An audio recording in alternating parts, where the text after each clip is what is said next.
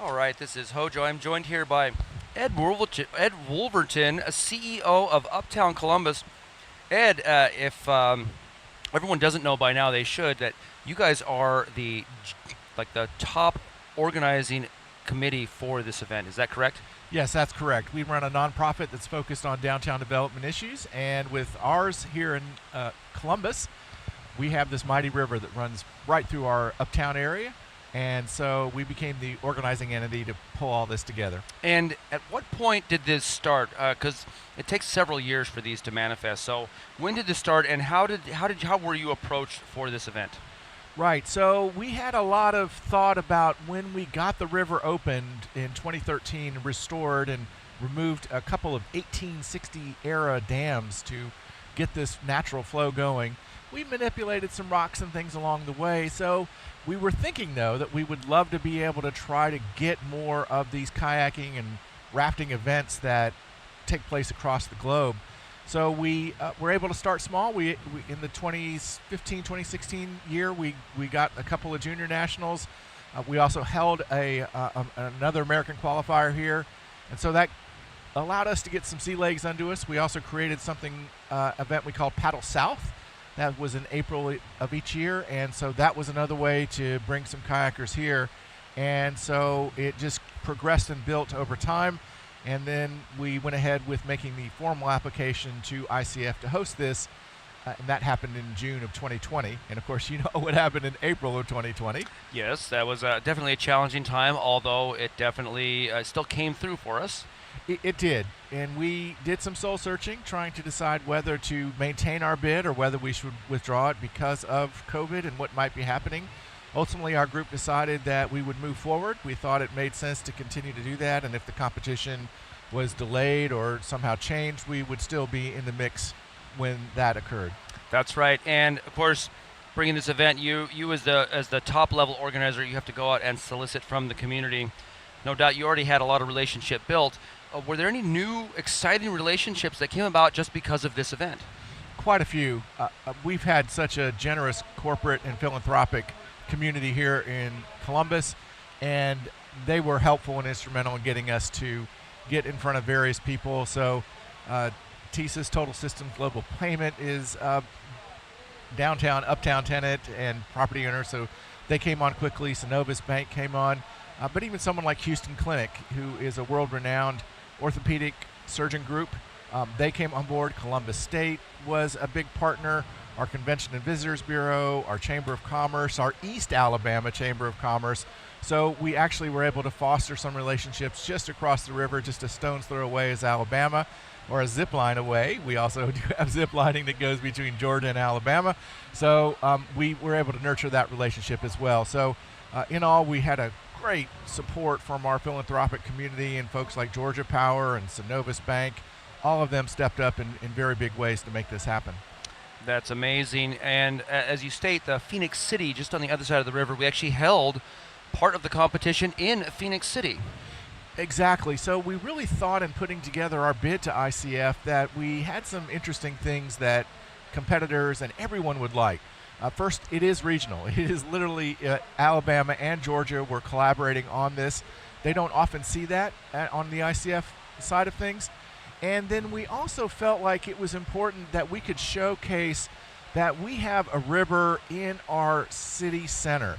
It is part of our lifestyle in Uptown. So you can literally walk out of the river to dozens of shops and restaurants and hotels, and even if you live here, just your apartment, you don't necessarily even have to have a car. You can just get right around and go wherever you need to go.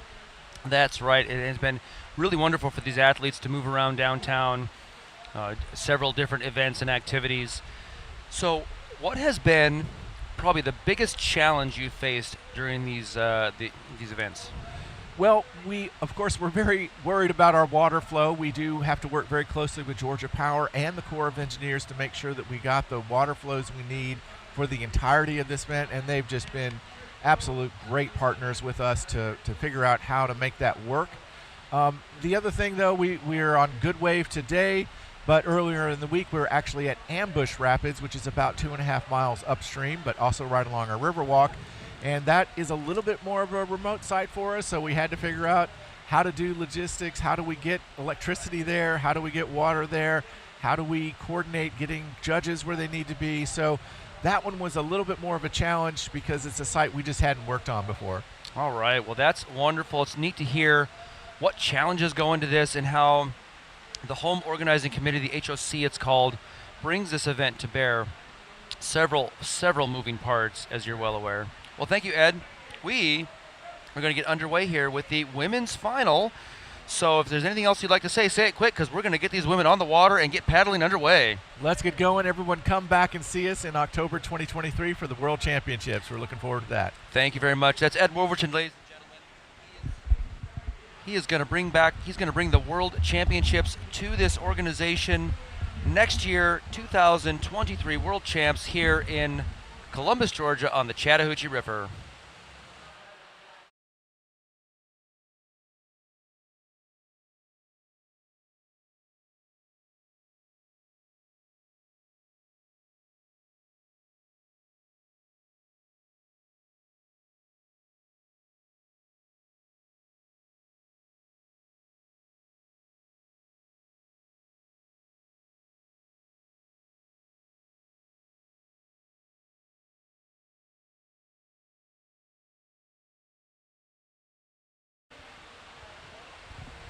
Well, good afternoon, Jake. How you doing? I'm very good, thank you. How are you, Hojo? Good. Jake here and Hojo with you to bring you the women's final here.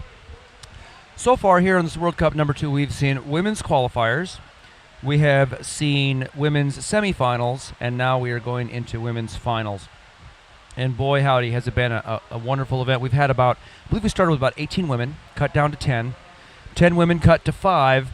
And now we are seeing the finals here. Jake, tell us about the finals format. How many rides do these women have, and what's it going to take for them to win?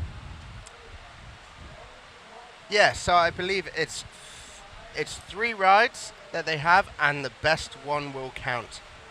So they have 2 throwaway rides. As we've seen on this feature over the last few days, it's quite flushy. Unfortunately, some paddlers have flushed all the way through on just dropping into the feature. But hopefully for these ladies about to compete, they'll be able to drop straight into the feature and they'll be able to pick their best ride out of 3. That's right. And we have, starting us off, going to be Abby Holcomb from the U.S. She is sitting in the 5th place spot. Then we're going to move around to, actually, I do not have the heat order on here. Let me push the different button there. Here we go, Abby Holcomb. Then move around to Hitomi Takaku from Japan. She was a world champion in 2019. She has already got a medal in these World Cups from Squirt Boat and in the previous World Cup in the women's kayak. Then we're going to move to Darby McAdams. She's a big wave boater out of the United States. Likes the big waves. Then into Audie Robinson-Shaw. Jake, what can you tell us about Audie? Audie, well, what can we say about Audie? She's heavily decorated in medals in freestyle, like kayak, canoe freestyle. She goes huge. Squirt boating. She does a lot of squirt boating with friends. David, happy birthday, David Rogers and Tamsin and those guys. But yeah, she's all over the board, but she's in this final. Well, here we go. We're going to look now at Abby Holcomb taking her first ride. She's coming down here, going to throw a nice little left roundhouse, putting a little air underneath that. We got the sun coming down here, ladies and gentlemen. It's a bright afternoon here. The heat is out as Abby spins around into that big back blunt. Unfortunately, flushing off that, she's going to put some points down. As Jake stated earlier, we have 3 rides. Best one counts. So she's going to come back and put 2 more rides on the board. That's right. Abby's going to want to build on that. A 26.67 is absolutely nowhere near what she's going to be hoping for. So she's going to come out all guns blazing in the next 2 rides. That's right. And so we talked about Audie Robinson-Shaw, and the top honors coming out of semifinals. Of course, all bets off now is Emily Jackson of the U.S., former multi-time world champion as well. She's won races all over the world, creek races, downriver sprints. She's won freestyle. And we're going to wait here. Looks like Abby Holcomb's score still not settled in. They're talking about it. But next up, we're looking right there in the eddy. And that shiny, shiny eddy is Hitomi Takaku. 15 points for Abby Holcomb. Hitomi coming all the way from Japan. They brought 7 people from Japan. And all wonderful paddlers. Nanase medaled in the previous round, and now she is looking for a medal herself as she hunts into this feature. Okay, Hitomi dropping into good wave here, straight for a right blunt off the bat. That's lovely.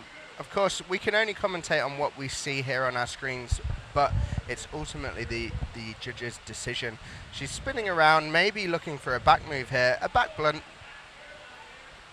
Nice. A big wipe out there, flushing her off of the back of the feature. Unfortunately, this feature is classed as unattainable, which means that you cannot paddle back up the eddy and back into the feature. That's right, and as a result, it doesn't change many of the lower rounds, but it does change the qualifier. However, the rest of the rounds stand as surface rides. It doesn't matter if they're attainable or not.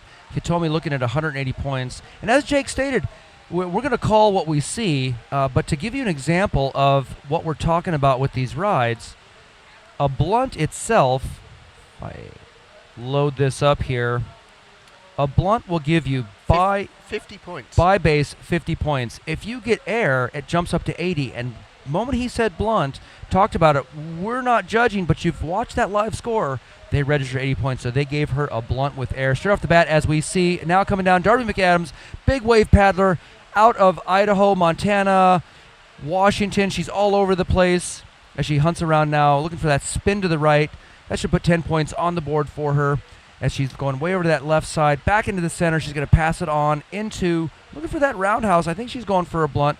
A lot of paddlers, men and women alike, sort of go a little stiff on their first ride. Nice helix right there, retaining beautifully. We'll see if they give her points for that as she's now getting a roundhouse left. Back blunt to the right. That definitely had air. She's getting a little bit off her form or off her timing on those passes. That one right on time as she is throwing close to 150 points now with still just a few seconds left. She can see the timer. She knows what it's going to take. I think she was going for a blunt McNasty there. What do you think, Jake? Yeah, I think so. Darby, no stranger to big waves, right? She can handle the bounce. She's got the pop. She's got the carbon boat to do it. She's looking for big high-scoring moves the whole way through this final. That score on the bottom left-hand side of your screen is in red at the moment, so it will stay red until the judges decide what they're going to finalize that score at. So that might move up and down a little bit.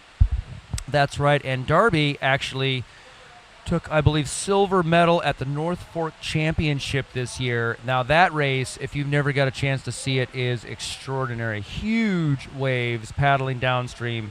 It's just a sight to behold.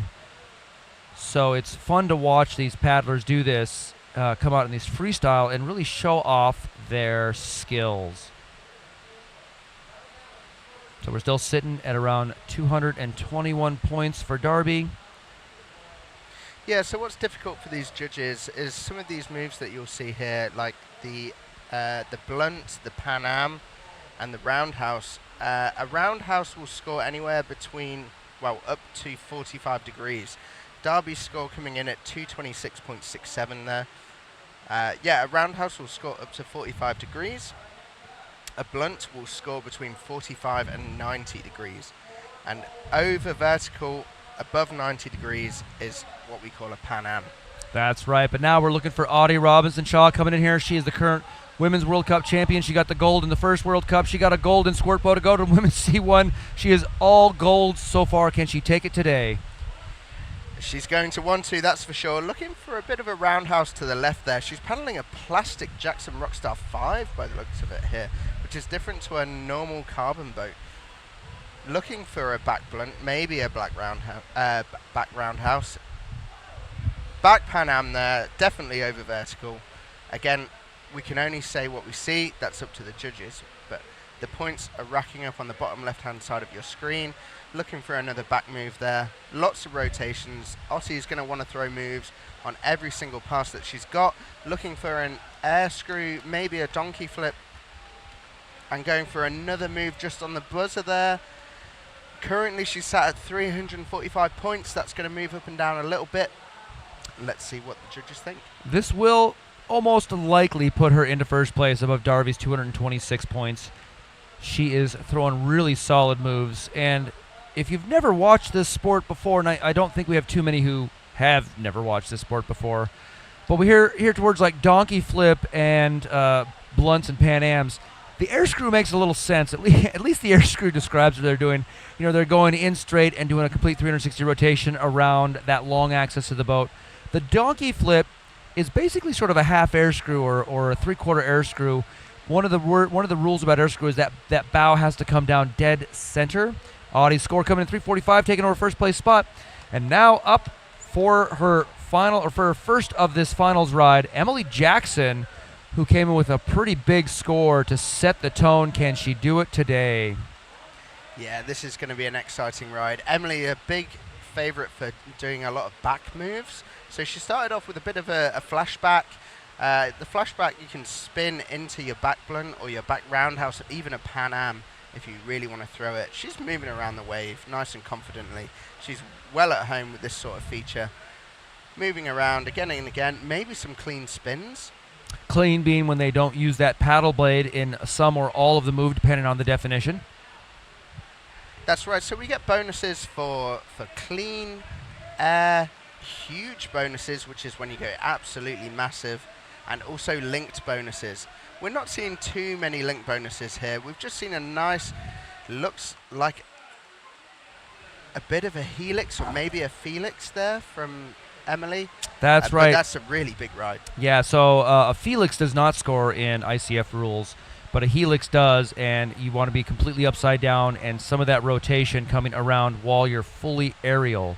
That is very important for the helix, and she was trying that. She is sitting at 335. If this score stands, and it does, it's going to bump her into second place just behind Audie Robinson-Chaw's 345 points. So right now, after first rides, we've got Audie in first, Emily Jackson in second, Darby McAdams in third. Currently off the podium and looking for those medals is going to be Hitomi Takaku and Abby Holcomb. Abby Holcomb coming up next. She is fighting out into this feature as she is going to put some points on the board. Abby just recently coming into the senior class. She's the youngest one out here by a wide margin.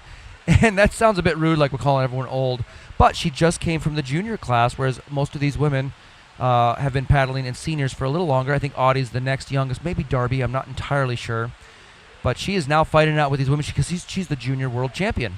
And that was her decision, right, to compete in the senior women's rather than the junior women's? That is correct. Right? I believe she is still qualified into the junior category. However, she does have the option and took this. And it's a really strong move on her part to say, I'm going to up my game. I'm going to put myself into a competitive bracket that forces me to paddle harder, stronger, and bring the moves there. She bubbles up on the feature. Can she get back in? Oh, this is wonderful. Right on the buzzer. She can't put anything down into it, but she definitely improves her score up into the 80-point realm from that 15. It's not going to be enough to improve her on the standings, but I think she's getting this ride dialed in, so we're going to look forward to her third ride to see if she can bump up into those medals. Yeah, that's right. Abby definitely capable of, with the current scores, of topping that medal table. She's going to want to. She's going to look at the scores and know that she's capable of this. Look at that. Perfect. Lovely aerial blunt to the right there. So we'll see what Hitomi has got next. That's right. Now we got Hitomi Takaku, 2019 world champion. Excuse me. Medalist here in both first World Cup and squirt boat. Hitomi's coming on down. Big smiles from this woman. She is the matriarch of this Japanese team, really leading this team around here. She's very skilled in international competition, having gone to many. Oh, nice big blunt to the right there. Now she has to end in that full back surf. So if we don't see points for that, that's what happened. Yeah, you have to make sure you complete the move. And that's down to the judges to decide. I would not want to be in that judging box right now. No, and a matter of fact, it's so high stress. We're toward the end of our competition. So many rounds have gone by. It's just fascinating. We can get to this point without murdering each other in some ways. I mean, it's a wonderful time we have with all of these athletes who come here. We mix. And it's really a beautiful thing that by the end of these competitions, everyone still is so happy to be here. A few of them not so happy that they didn't get medals, But generally speaking, it's a competition atmosphere that's very conducive to making friendships for lifelong. Yeah, absolutely. We get to, unfortunately, through this sport, we get to meet people worldwide. It's rare that you can turn up to a river somewhere in another country and not find someone that you know. It's wonderful. All right, so her score is going to improve a little bit to 180, but she is going to still sit in that fourth place spot as Darby McAdams, currently in third place, comes in to throw down some big moves right off the bat. Yeah, that starting off with a big left blunt there on that surfer's shoulder. Spinning around, a lot of these athletes use a spin to set themselves up on the pile. Whilst doing so, they also get some points, so it's always worth doing. Looking for, I think that was a backstab. We've got a little bit of glare on the screen here. Yeah, that was right there. She's looking for that helix. Helix. Yeah, yep. That's perfect. And the helix is, of course, an upside-down 360. Nice back blunt there. Roundhousing it around, putting more points down. Right now, she's showing first-place points. She does flush, but with 396 points, this is going to put her on top. Now, again, as Jake mentioned earlier, red numbers means not settled. That's it. So, bottom left of your screen, you've got a black number, and that is a 0 at the moment. That is the time left on the screen for Darby's ride. So she's out of time, the buzzer's gone, and then just next to it is a red number, reading 373.33 at the moment. That's her current score. As the judges sort of deliberate between themselves, that might move up and down. So her current score, which has just gone green, which means it's good to go, is 373.33, which is putting her in first place. That's right. So she has come up, put at the top. Now, it's really tight in the top right now. Looking at the scores, 373, 345, 335. We are basically within 40 points. That's one move. One move. That's one good blunt. That's one good back blunt. Certainly a Pan Am will put you over that. But now we see Audie Robbins-Shaw sat in second place right now for her second ride, looking to top the leaderboard, getting over 373. Okay, Otti dropping in now. She's in the wave. Going straight for a left roundhouse, maybe a left blunt off the bat. She's spinning around, bit of a side surf to set up for a back move. There it is, big back Pan Am. Off the back of the wave. Oh, that's disappointing for Otti unfortunate there. flush. Yeah. This has been the story of today, too. A lot of flushes that have come at very inopportune times. Most flushes are at inopportune times, but you flush on the last move of the last second, not a big deal, really. You flush there in the middle of the ride, that is absolutely a big deal because, as Jake pointed out, this is a non-attainable feature where they cannot in any way, shape, or form come back up. Now, it's interesting because this actually is an attainable feature by, you can paddle up from the bottom and get into it. If you're right around that right side, you can actually get into that eddy. You got to sort of scrape along the rocks, pull yourself. It's not easy. However, generally speaking, if you flush, you probably will not make it back in that time. And that's really what counts, is that, yes, maybe you can paddle back into it, but certainly not in the amount of time. So right now, this leaves the door open for Emily Jackson coming in first place in this. It doesn't matter as far as points go. It just matters where she goes. And she is going to lay down this big ride as she can look for that second or first place spot, currently sat in third. That's it. Starting off with a lovely backstab there from the flashback. A right blunt. Looking for another backstab, maybe the same way. Emily maybe looking to open up her angles a little bit more. Get more verticality on the boat. The more vertical you go, there it is. There's the back blunt. The more vertical you go, the more points you get. And again, just like Otti, this wave takes no prisoners. It is a flushy wave. It is hard to stick these moves, and Emily has just come off the back, still with time to go on the board. That's right. Now, this won't improve her score. Right now, the only thing they're hunting is those first spots. Now, the other scores can count if we have a tie. If they tie, the other scores do come into play. Highly doubtful, especially in a final where there's only 5 paddlers. There's going to be a total of 15 rides complete. You don't tend to get ties there. But every score does count for these paddlers. They come out to compete, and it's not a matter of, can I just get one ride and get some good points? It's every ride, make it the best. And every one of these paddlers out here, that's in their mind. So right now, we're going to go back to the top. Now, this is it. This is Abby's third and final chance. If she does not put board points here, she will miss out on a medal, and she definitely can. It looks like she is pumped. Look at that. She's ready to get onto this feature and throw some big moves.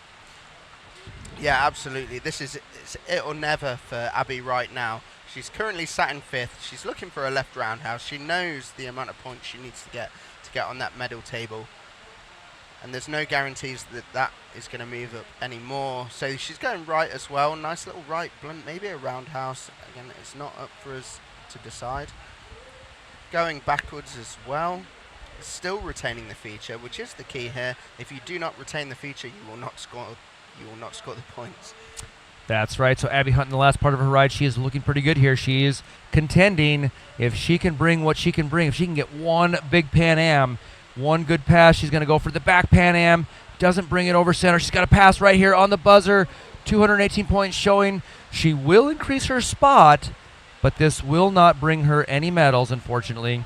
Abby Holcomb from the United States, her current junior world champion. She has left the juniors behind, as we all do, and she is in the senior class now. I suspect at the World Championships next year, she's going to come out here and really threaten these women for that medal spot. So right now, 225 points, going to settle her into 4th. That does push Hitomi down, though. Hitomi Takaku is now in the hot seat, so to speak, where if she does not produce here, same result. And we know that Hitomi can definitely come and throw big points. So we'll be looking for her next. And her third and final ride here at the 2022 World Cup World Cup on Good Wave. Yeah, absolutely. Okay, so Hitomi coming in that beautiful Japanese-style Gigi Prod carbon fiber kayak.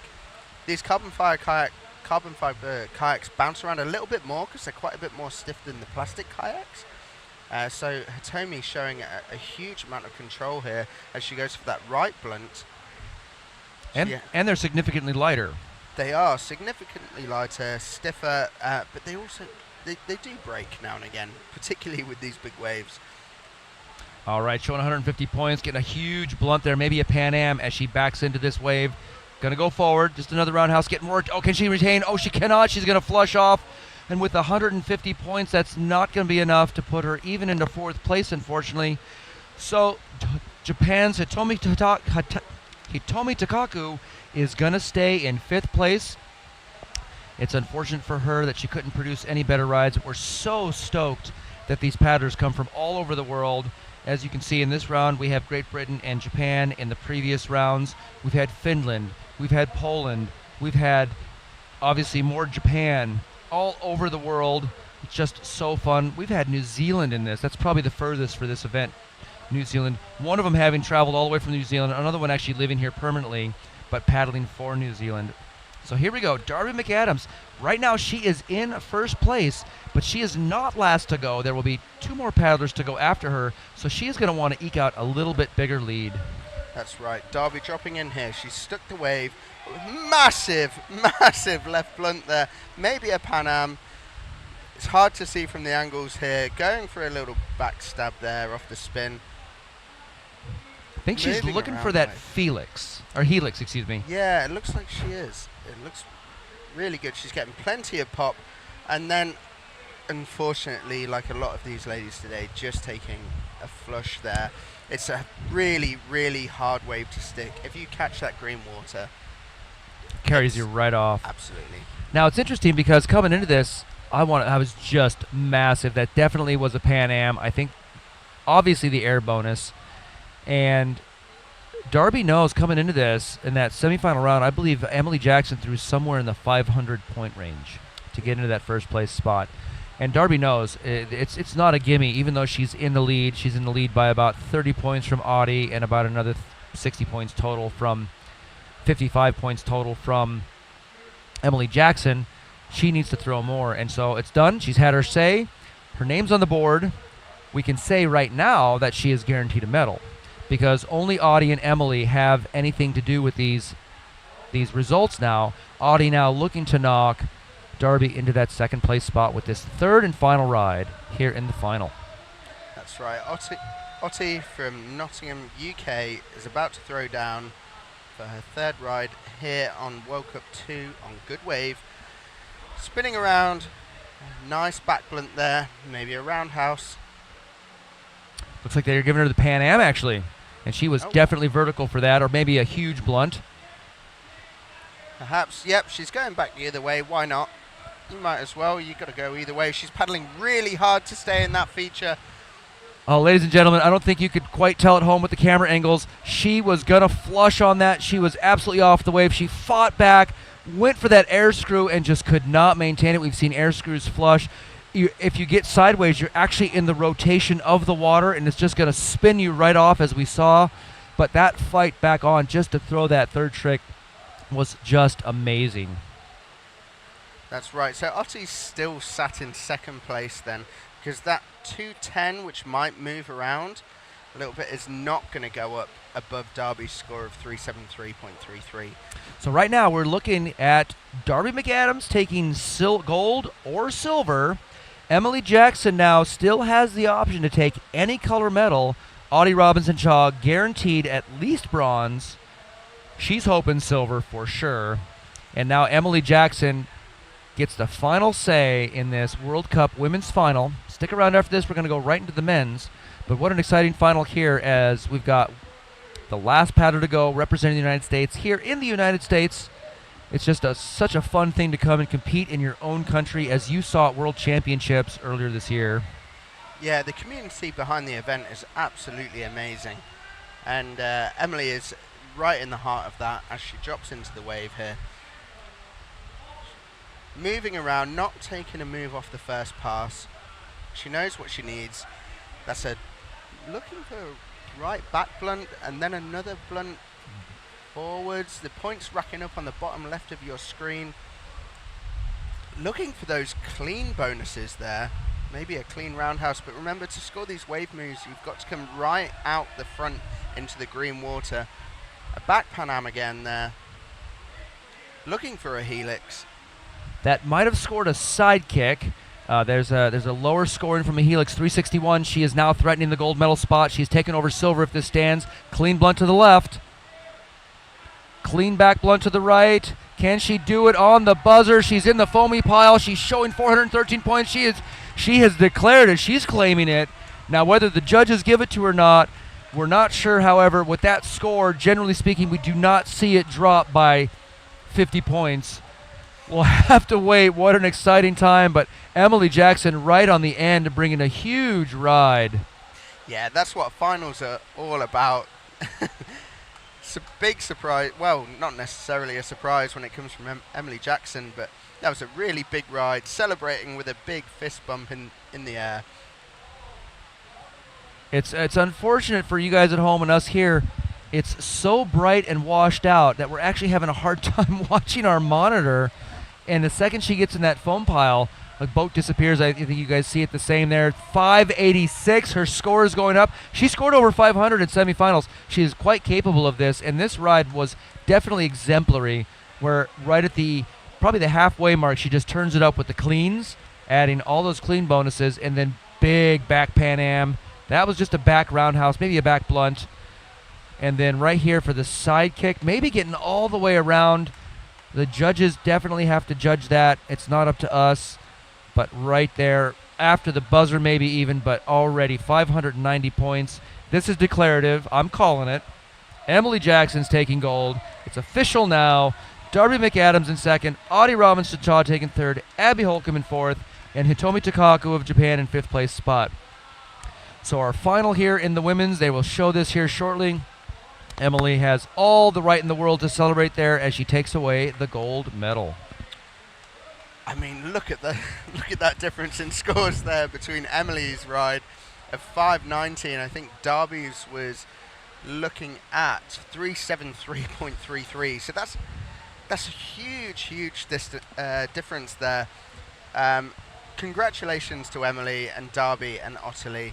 And Abby Holcomb came out absolutely on fire in her second senior competition as a senior lady after the last World Cup up at Ambush up the river. That's and right. Congratulations as well to Hitomi from Japan for making the fifth spot.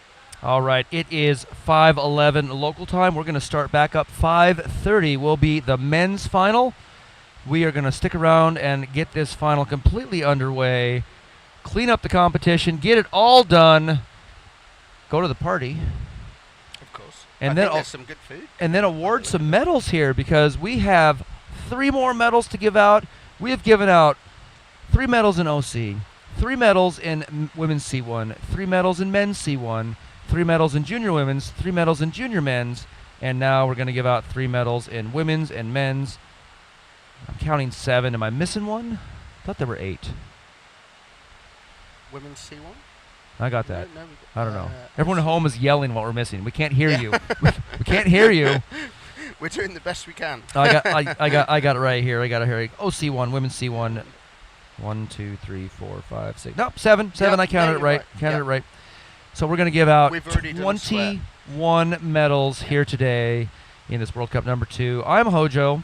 I'm Jake Boswell. Thanks And for tuning in. Thank you much.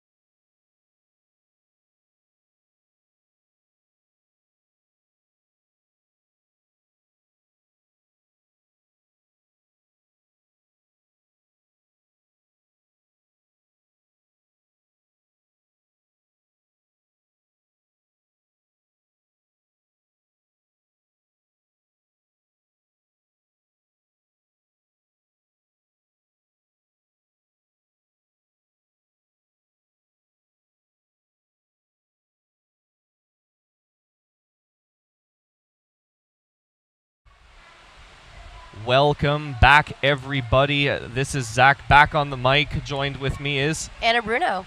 Yeah, and we are here. We just witnessed the senior women's finals. We saw some absolutely incredible runs, and right in a few minutes here, I believe in less than a minute, we will see the men's finals in K1.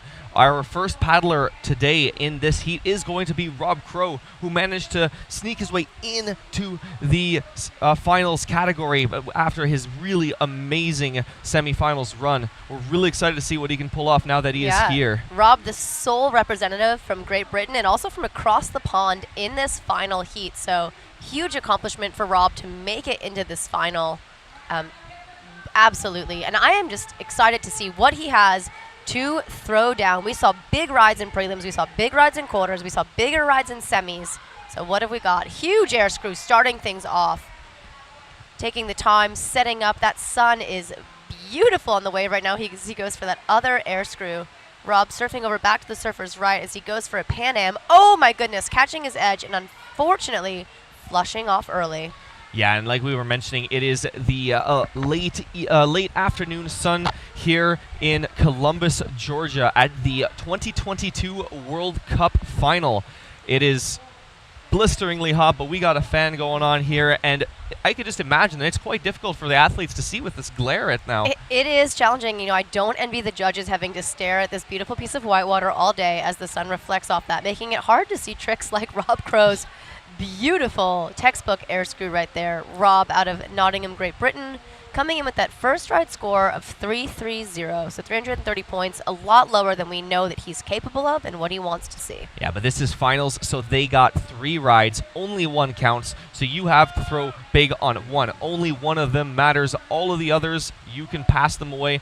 Now we have up next Caleb Grady, one of our 2 Canadians in this final.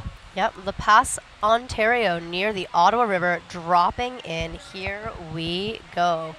Teacher and coach at World Class Academy, out here with a team of youth all week, and now this is his time to shine. Yeah, here he drops in, looking for that first pass. We've seen him go for the air screws both ways. There's one, looking probably for the air screw the other direction, and there it is. He's been very consistent, keeping a very solid routine the entire way through. There it is with the clean blunts both directions. Unfortunately, does he flush off the back? No, he might make it in. He is back in the feature, going for a flashback, possibly a clean back blunt, going for the helix both directions. Looking now for the Pan Ams. He's going to be looking for the Pan Am the other direction. He mentioned earlier that he doesn't really think that he should be going for the back ones until he's got all the front tricks passed, and there it is. That is the next front trick. Now he's going for the flashback the other direction, getting that clean bonus on the blunt with air. He is finishing it up with the spin, eh? Did you see that? Oh, yeah. That is a huge ride for Caleb. I know Caleb coming in around 900 points in the semi, and one of his goals for this competition was looking to break that 1,000-point barrier, which I believe, as we see the scores calculated in Flash, he has a good chance that he has just done that. I want to put it out there that Caleb is going to have to rush out of here to make his flight tonight in Atlanta. So he is going to be looking to throw down and then, unfortunately, have to rush home. So I don't know if we'll see him at tonight's medal ceremony, but I think what's important is seeing him right here on this wave. Yeah, he's got to go back and take a whole bunch of the juniors back to school at World Class Kayak Academy. But let's see what he's got. This is an amazing first ride.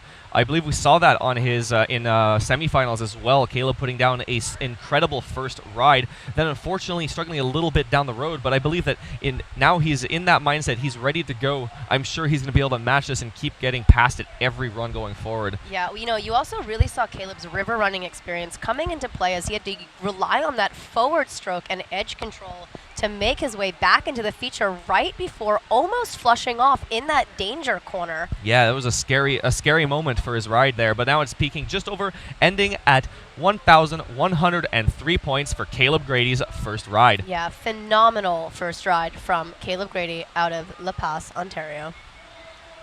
So I believe next up is going to be young Mason Hargrove out of the US of A, Columbus, Georgia. Mason having a terrifying 0 in his first semifinal ride, and then showing that he is no stranger to pressure and that he can compete. He is looking to not only make it to the podium, but top the podium here today. He's going to start things off with that beautiful air screw, trying to clean the landing by holding his paddles up in the air. going for the air screw the other direction, but unfortunately catching his edge, getting a bit of a face surf, but still managing to retain his composure, stay on the feature.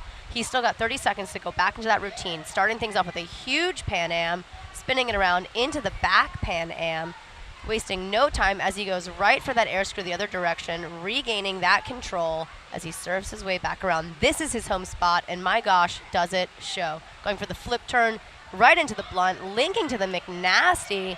A big move going for the blunt McNasty the other direction. Can he stick it? Unfortunately flushing out, but big first ride for Mason Hargrove. Yeah, and we see the score racking up all the way past the 1,000. This is the second over 1,000 point ride we've seen so far out of 3 paddlers. This is going to be one intense final. You know, I think it's going to take over an 1,100 to make it onto that podium. But we will see. This has been a big day. It's been a big week of competition here in the Chattahoochee. Athletes have been really throwing down all week long between the Ambush World Cup earlier this week, between this World Cup, and levels have been fluctuating, and a few paddlers have had a few moments of struggle. So nothing is over until it's over, and that is why we have all 3 rides. But I am excited because I think they're going to be good ones. Just look at that air screw. Look at that recovery from Mason. Really, really strong opening ride there. Yeah, he's a local paddler. This is his home feature, and he's really showing how he can master each aspect of good wave here in Columbus. Yeah, Mason also working to be a good ambassador for Uptown Columbus, for this area, for Whitewater Express. I've seen him this week kind of going out of his way to try and wish other competitors good luck, telling them good job, working with Team River Runner along with the rest of his family. And helping coach and bring new people into the sport, as well as coaching his sister, McKinley Kate, to gold earlier today in the junior women's. Yeah, and some of these names that you just heard, including Uptown. Oh, and looking like the score might be dropping a little bit here. It's fluctuating a lot here. We'll have to see what it settles on. Now it's going way up. Look at that. But yeah, no, you mentioned Uptown Columbus, Whitewater Express. These are just some of many, many sponsors that have made this event possible. And we'll have a list of those for you. I believe you've seen some in the breaks in between. But yeah, we are grateful. Over 98 paddlers during this competition, 16 different nations represented, all of them really being treated to this next level Southern hospitality by the cities of Phoenix City and Columbus, Georgia. So they've made such an effort to make all of our international paddlers feel welcome, and I know everyone's excited to come back next year. But 11:20 for Mason, that should put him in that first place position, and that is where you want to be sitting after your ride. Yeah, especially after the first one. You want to put that pressure on the other athletes. Try to elevate their level of stress to meet. If they don't have to worry too much about meeting that goal, it sometimes can be a lot easier to achieve those scores. But here, we're talking about someone who knows how to handle pressure, who knows how to deal with the finals. And this is Nick Troutman out of Canada. Yeah, Nick starting things off with those trademark air screw, back-to-back moves. I asked Nick earlier, how do you get your air screws so huge? He goes, I try really hard. Yeah, well, I guess that's definitely how you're supposed to do fine. it here. There he goes into a beautiful helix. Let's see if he sets it up for the other direction. Maybe getting a flip turn, if not the full rotation on that, as he goes right into the clean blunt, backing it up, catching his edge, and unfortunately bobbling out early, but still tipping the hat to the judges. So all of our judges out here are volunteers, and they are working hard this week. Look at that beautiful air screw. Watch as Nick has to work to control his bow, control his composure, and then manages to throw the other air screw just off of that edge. I mean, that comes from expertise, that comes from training, that comes from practice. The athletes we have here are among the world's best, and they have been training in many cases for years to make it to this point. Yeah, definitely. When you were talking about control and just understanding having the feeling of what to do in what situation, when you saw him come around on that air screw, the boat started off to be a little over crooked, but then just at the last moment, he knew to pull that right blade a little bit towards him, which straightened the boat out, made the move count. That's that finesse that they need, all these athletes need for this caliber of competition. Yeah, Nick, 706.67 points. And flushing early, so we know he's got a lot more to give. But for right now, next up, I believe is the current number 1 person, would be Dane Jackson. Yes, he will be next up in this heat. He is the last paddler to go in this heat in their first run. Remember, this is just their first runs, and we've already seen some absolutely phenomenal, mind-blowing scores. That, could not agree more. So Dane putting down the single highest ride score of the day or of the event earlier today in the semifinals, a high 1500, and I think he's going to be looking to repeat that. So let's see, opening it up with the air screw. Oh, that just happened. Yeah, on an unexpected flush for Dane Jackson on his first trick, and because he flushed before finishing the trick, it looks like they might score that as a 0 for his first run. Definitely something he's going to be, waving off. He's going to be wanting to overlook it, go back to his second run and reset as if this never happened. And if anyone can handle the pressure, it is Dane, right? Dane, I think, arguably, maybe unarguably, the greatest kayaker of all time.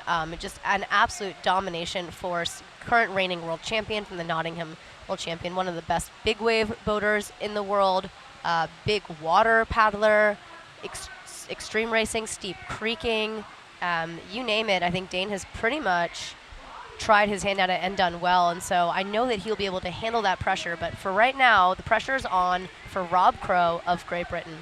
Yeah, he's coming in with a plethora of Worlds experience, including 4th at the Worlds in 2017, 5th at the 2022 Worlds in Nottingham.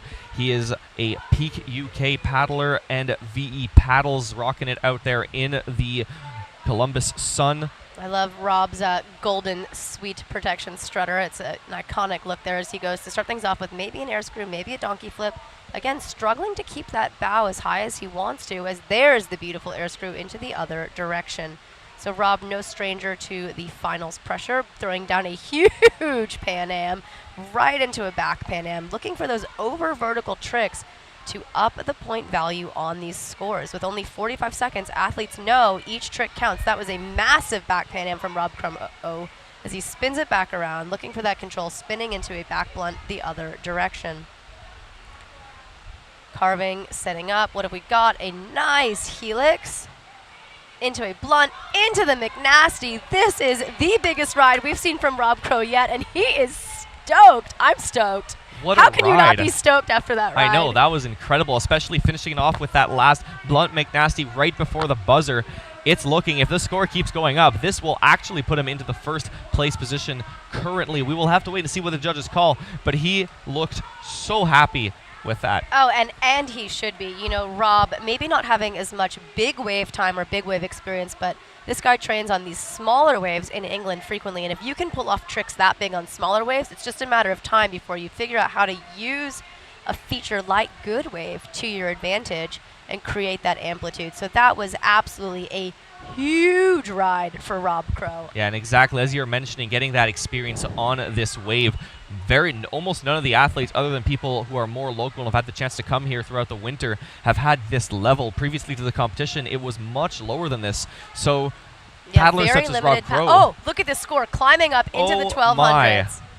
So Rob really just giving himself a solid chance at medal contention here with this ride. Yeah, and like I was saying, you're seeing him go from not having too much training on this wave and almost using the competition and squeezing his way through into the semis, into the quarters, into the semis, now into the finals, and now he's got the experience, he's had the practice, he's now able to execute what he wants in this feature. Yeah, and that, I think, is that ride. A lot of paddlers, you see them out on the side, headphones in, visualizing, and that moment of reward when what you've just, I think, pictured in your head actually comes to fruition, just does feel so good. And look at that, the score's still bumping up. It just went up 10 points again. Yeah, so again, every trick has a specific point value along with different bonuses such as link bonuses, air bonuses, and huge bonuses that can also accumulate. So right now we've got our crew of judges, including head judge Danny O'Brien, down there checking to make sure the judges have seen everything. So 1,286.67 points, an absolutely huge score for Rob Crow of Great Britain, and one that really shows he is someone to contend with, and he is here for a reason. Exactly. He's one of the best in the world. He's come down here to the World Cup to show us what he can do. He's made it all the way through to here. Didn't have the greatest first run, but showed that didn't matter because he came back and put himself on the top at the moment with the biggest run I have seen him score to date this week. Absolutely. I hear a lot of athletes talk about that flow state, right? Finding that moment where everything just kind of clicks into place, and I think that we just saw that in action. But right now, Mr. Technical, Mr. World Class, Caleb Grady out of Ontario. What has he got for us? Air screw. Air screw the other direction. Beautiful, absolutely textbook landing on that as he goes for the clean blunt, spinning it back around, trying for the clean blunt right off that pass, but still getting a little bit caught out. Here we go for the next one, clean blunt the other way. And unfortunately catches a flush right there. I was about to say, the crazy thing watching Caleb's rides throughout this competition is we would almost not even have to see him do them to call out the tricks. He's been so consistent in every trick, the exact same routine, back-to-back, high-scoring rides. It's very impressive. It's incredibly impressive, you know, and that again comes back to that practice time, that meticulousness, that visualization. In his head, he knows, I want to go air screw, clean blunt, Pan Am, helix, take it from there, but then also being able to adapt on the fly to the constantly changing conditions of this wave. You know, this wave actually an artificial feature, man-made, designed, in fact, unintentionally based on the wave upstream of it, but wow, how lucky are we to have this feature here. Yeah, 100%. And it's interesting because it changes.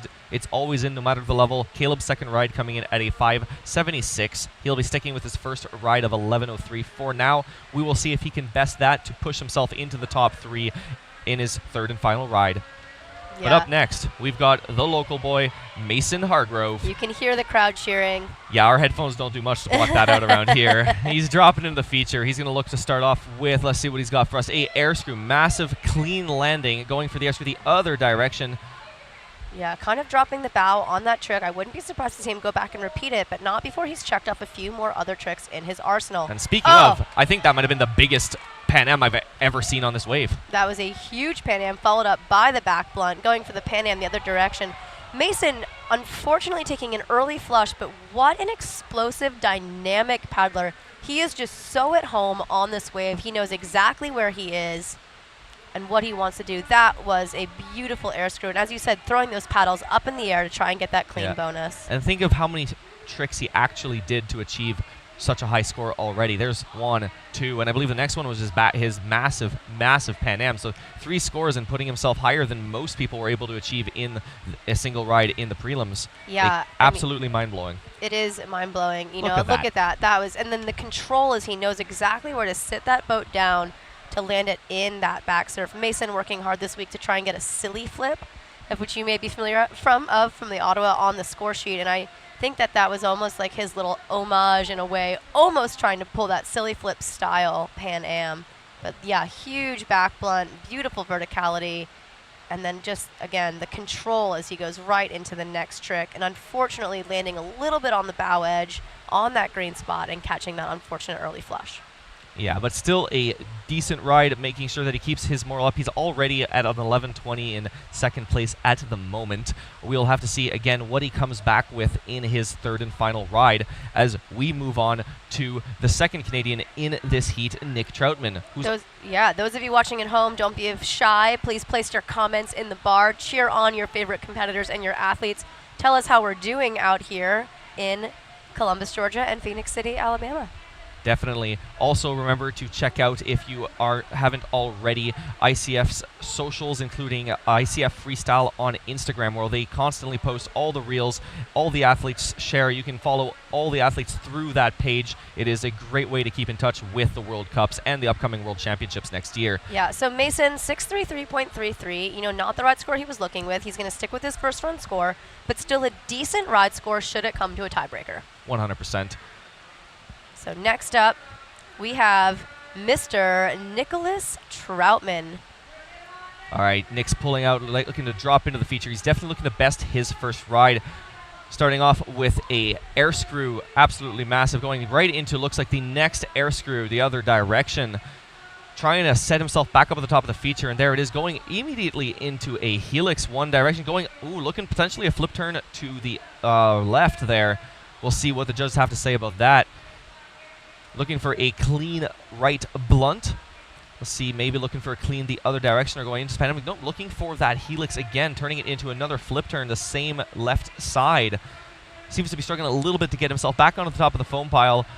Looking to go for a back blunt out of that front blunt. Going for the beautiful right back Pan Am into... looks like he was going for a Blunt McNasty didn't come bring it around, but he managed to stay in the feature. There it is. Oh, there and is that the was Blunt Nasty. huge. Absolutely massive on the buzzer. I would say absolute air bonus on that McNasty, probably on the Blunt as well, which really trying, Nick maximizing the point value and the scores with each trick. He's trying his hardest to work, when you've already kind of caught a bobble, you need to make up for that lost time. And Nick just showing why he's a former world champion, why he's been on top so many podiums. Well, he has that competition, I would say, brain almost, that know-how. And just watch this replay here. What does he go for here? Going for that flip turn. With 45 seconds, a lot of time you'll even say athletes trying to break down, okay, I know I want to try and get 10 moves in my ride. That gives me 4.5 seconds per move. And so if I mess that up, I've got to redo it in this time. And then if I mess this up this way, I've got to do this other plan here. And so there is a lot of calculation, going on in these athletes' brains as they're out there on the water. Nick. And while they calculate their points, actually, something, I believe one of the few tricks that we haven't explained to viewers who may not quite see the difference between when we say flip turn or helix, because it is basically looking like the same initiation. Would you be able to explain to the audience what the definition, what the differences are between the two? Yeah, of course. So a helix is a full 270-degree rotation, of which 180 degrees is inverted or upside down. So the boat, to get the full helix points, must leave the wave at some point. So that's a beautiful Blunt McNasty there. So think of like you're flipping upside down and doing a spin, basically, is the idea. That is right. So actually a trick pioneered by Steve Fisher on the Nile River, as well as, I am going to mess up his name, but I believe it was Joffrey, one of the Ugandan local guides there, that actually Steve was trying to do the helix, and and Joffrey actually did it first. However, a flip turn is a 90-degree horizontal rotation with followed by 90 degrees of vertical rotation, but you must get air. So your boat actually physically comes up, lifts up, must go dead sideways. Your stern has to kick out with your bow, so your boat must be pretty much dead vertical, fully leaving the water before coming back down. So it's about the first quarter of the helix. So Nick, 893 points, bettering his first ride score, but not going to be enough, I don't believe, to break him into those top 1 or 2 spots. Yeah, and here comes Dane Jackson for his, what I'm sure he is calling his first run of this heat, based off of what happened on that previous real first run. But here he comes dropping into the feature. He's going to be looking for some redemption here, going right into a beautiful air screw. Potentially looking for the air screw immediately the other direction. It seems like a very common early combo for these paddlers to be doing. And there's a beautiful Pan Am into the back Pan Am the other direction. Going this opposite way for the front Pan Am, absolutely massive. I believe Dane actually had to pull that Pan Am short. He had so much power and rotation on that trick that he almost had to stop it as he goes for that flip turn, maybe the helix the other direction, trying to bring that boat that full 370, getting a little bit of stern drag and going back to repeat the trick that way, going for the clean Blunt, backing it up into the huge pistol flip. That is a trick we've seen him absolutely master on this feature. Going the pistol flip the other direction. It's off of a clean roundhouse with air, going for that other flip turn. Dane just absolutely one of the best paddlers in the world under pressure. Fantastic ride and fantastic recovery right there. Absolutely. And coming out of that first unfortunate ride, he comes back in with his second, showing that he can still be consistent. He showed us multiple 1,500 point or around 1,500 point rides so far this week. Mason was one of the only other ones who's also pulled off that score. Broken into that 1,500 point mark. Exactly. And here's Dane again coming in going, hey, I can do it 4 times. And I wouldn't be surprised, as you said, to see this score keep ticking up as the judges go back through all the bonuses.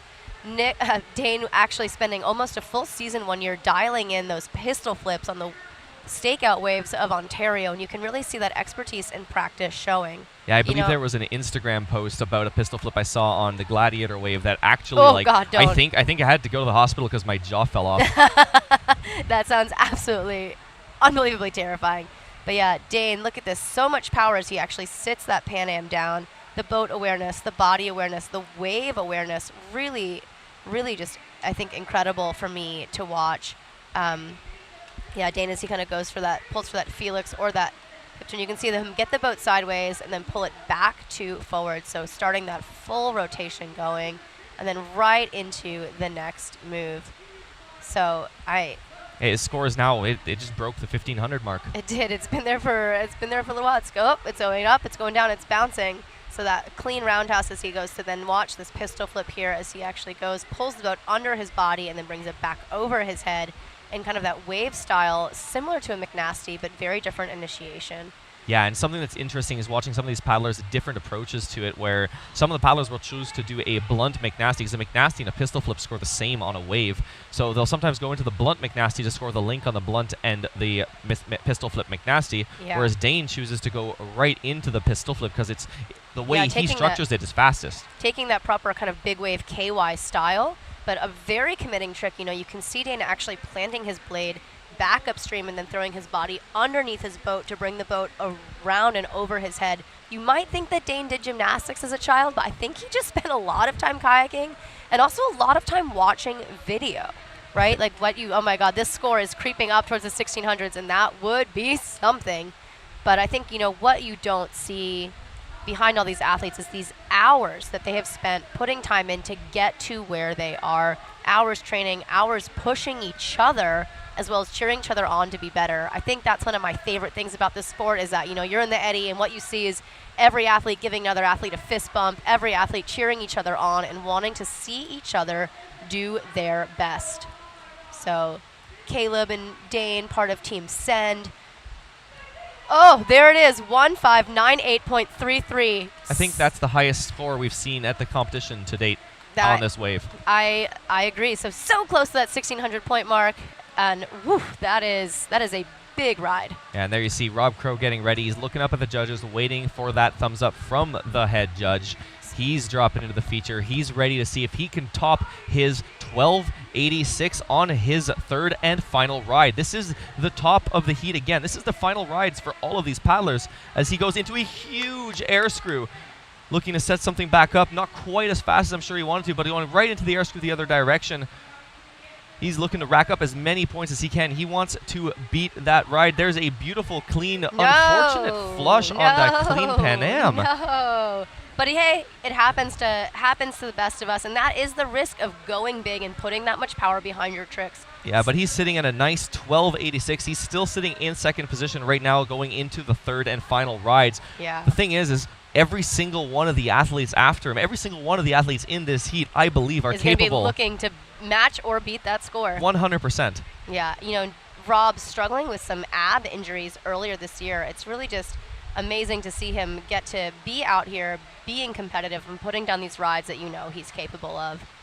So just such a fun paddler to watch.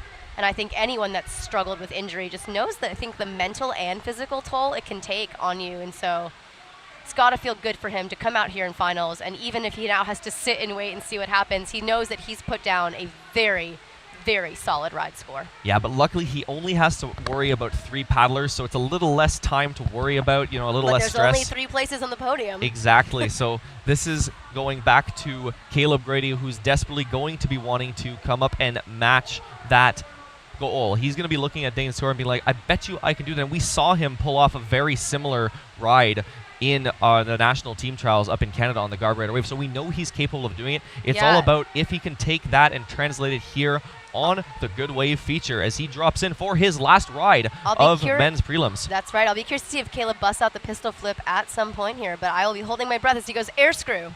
Getting nice air on that trick into the air screw. Ooh, Pan Am the other direction as he tries to change it up. Going into the clean blunt, maybe keeping that vertical on an unfortunate early flush for Caleb. Yeah, that was extremely unfortunate. He was looking like he was going to have a solid ride.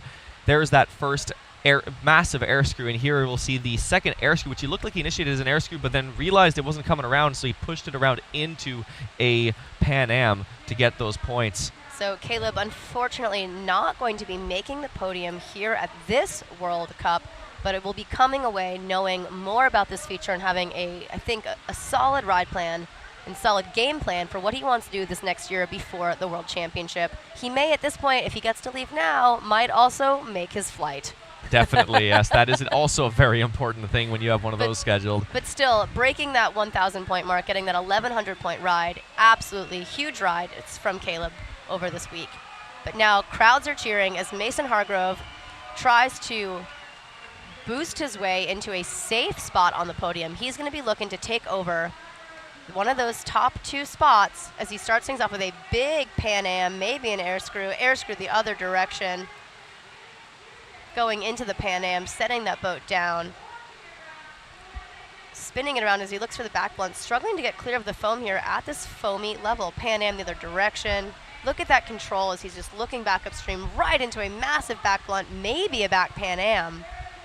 This is looking like a solid third ride for Mason as his score is slowly creeping towards that 1,000 mark, and he's not even. He's still got 10 seconds. Going for the helix to the left. Let's see what he's got next for us. He's going for the blunt.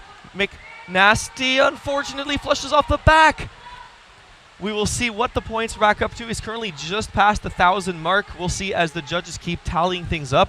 Sometimes the reason you'll see these points move up and down is we see the live score based off of the scribe. So the judges call something, the scribes put it down, but then they'll go back and look at the final score with the head judge, and things will adjust. Bonuses will be added. But here we see right off the bat, absolute technician going right into that massive air screw. This has been a very common combo. I think we've seen almost every one of the senior men throw right off the bat air screw, air screw.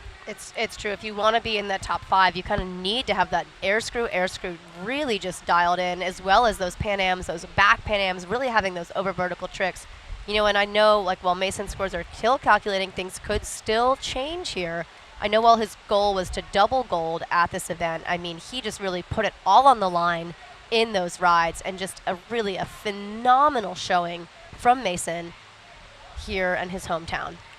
Yeah, he's no matter what, he's going to come out of this totally stoked, ready to get back into it for next year's World Championships. It is still creeping up, 11:33. It just passed his current best ride by 13 points. Again, back down to 11:70 now as they keep tallying things up.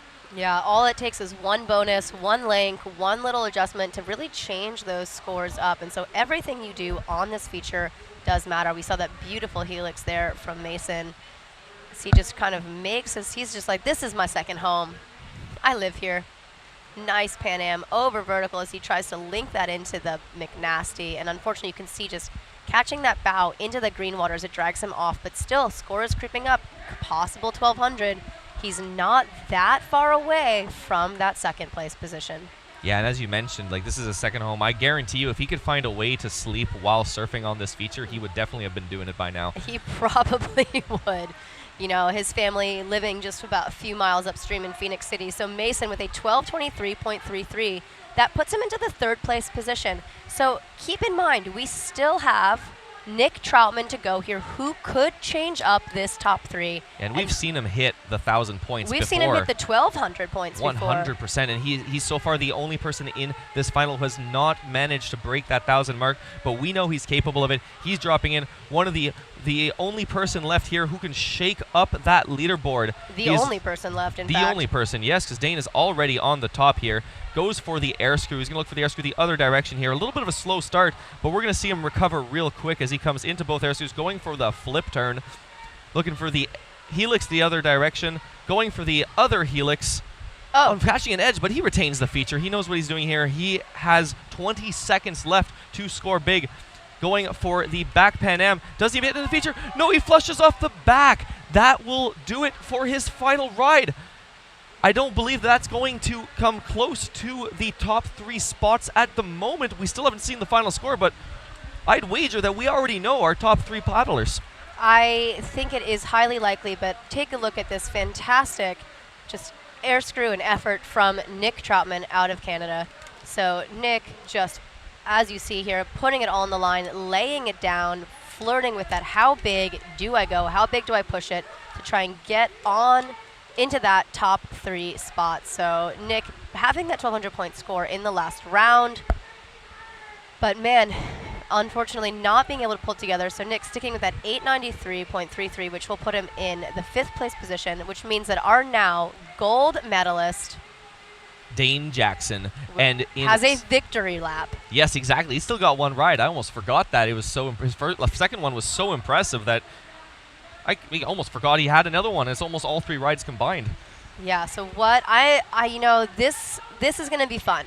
I mean, it could be anything, right? It could be anything. It could be anything. It could be him going for some tricks he's not accustomed to, or it could be him just saying, you know what, I came this close to 1,600. Let's see if I can do it. Oh, no, he's hand paddling. He's going for a hand paddle surf.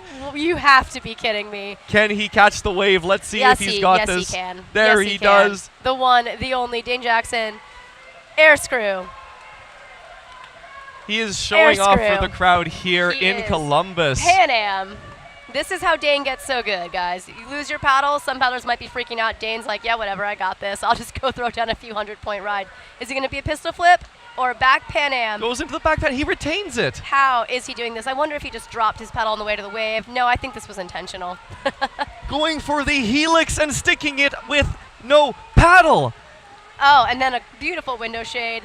A 730-point ride from Dane Jackson. Without a paddle. Without a paddle. Yeah. Yep. This is one of the reasons why we can see him jump into a C1 and do so good is because even with no blade, he can still match a lot of the scores. I mean, Dane just having, I think, this just remarkable understanding of water, an understanding of his boat control, his edge control, his body awareness and positioning. Just a machine. Absolute legend, if you will. Yeah, but what this does mean is we have our medalists here at the 2022 World Cup final in Columbus, Georgia on Good Wave. And those will be, well, I just like to wait for that score to green before I officially say anything. We're just waiting on it here. We know already what they're going to be, but we wait for that little green check mark. Still, Dane's points going up. I mean, it's almost rude, isn't it? He forgot to even do his spins. Look at that, going full control. It locks in. He's sticking. He's got that 1598 run. So that means that our top medalist right here, we have our World Cup final champion here, Dane Jackson of the United States. In second with that silver medal, Robert Crow of Great Britain. And in third place, wrapping up the podium, is Mason Hargrove of the United States. But we can never forget, they still have Caleb Grady and Nicholas Troutman that came out here. They showed us some great rides. They were contenders for that podium, and I'm sure we will see them here next year at the World Championships on the same wave. Absolutely. Huge congratulations to all of our athletes, to all of our competitors over these 2 World Cups here in Columbus, both up at the Ambush feature and here on Good Wave. We are going to keep you on the line here while we wait for our medal ceremonies to start, and then Dave Hojo will be taking over from down below. So please bear with us for a few moments longer. Zach, who can we have to thank for helping us put on this fantastic series of events here? Yeah, so we've got a couple great sponsors. We have, honestly, so many. It's been incredible. But some of the big ones here that we have some talking points for include Uptown Columbus, which has a focus on making Uptown inviting, livable, prosperous, and perpetually active. W.C. Bradley Co., which are the creators of the Charbroil Grill and Tiki brand torches. Georgia Power, which is committed to being good and has also been very good at keeping us and guaranteeing us levels throughout this week, and will also be helping us next year during the World Championships. Without them, we would not be able to paddle here on the Chattahoochee River. We got Synovus Bank, which is self-titled The Bank of Here. TSYS, Total Systems, they're the ones, interestingly enough, that actually pioneered the magnetic credit card strip, which is now used globally. And we've got AFLAC. Now, another last talking point here is just a quick backstory on this area here is Columbus is the second largest city in Georgia behind Atlanta with 206,000 residents. The Chattahoochee River before us here where this competition is happening spans from north of Atlanta down to the Gulf of Mexico. For 150 years, the river had 2 major hydro dams powering several textile mills. After the last mill closed in 2000, the civic leaders, along with the Corps of Engineers, had a vision to restore the river's natural beauty. Uptown acquired the defunct dams, and 10 years later, and with the work of McLaughlin Merrick, the dams were removed and the river was redesigned with a centerpiece of the Wave Shaper. And the Wave Shaper is actually that device that we talked about, which was intended to create a different wave, and it's just upstream of the eddy where the paddlers are paddling out of.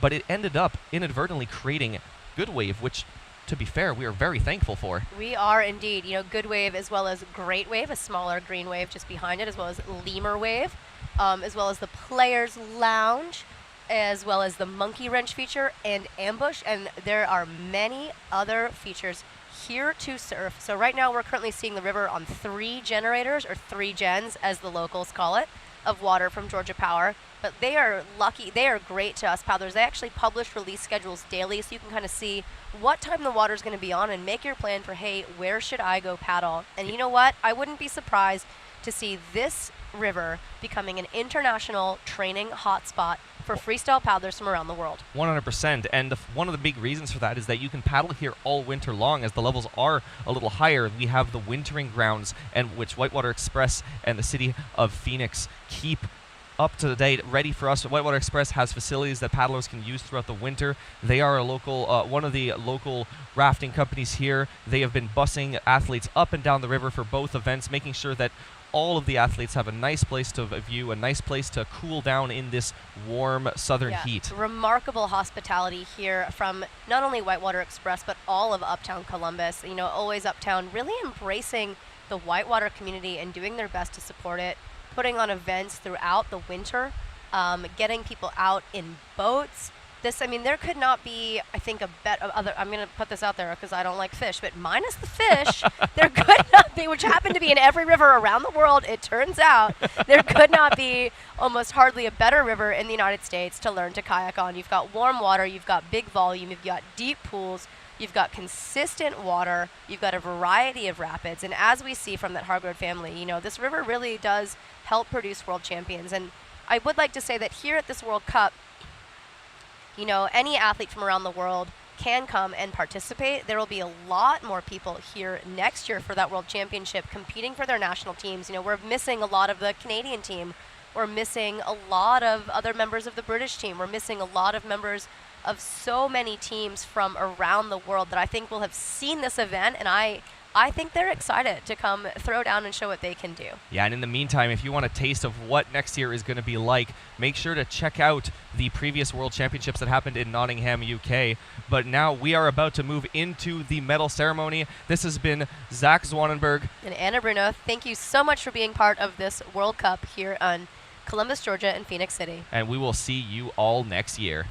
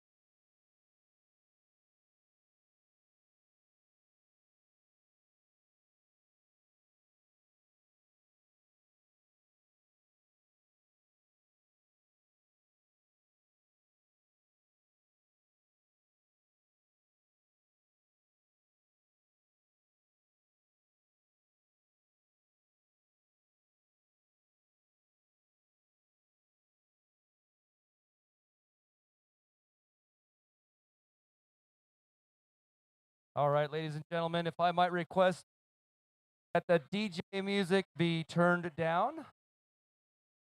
DJ, I'm going to need a new mic. This one's cutting out.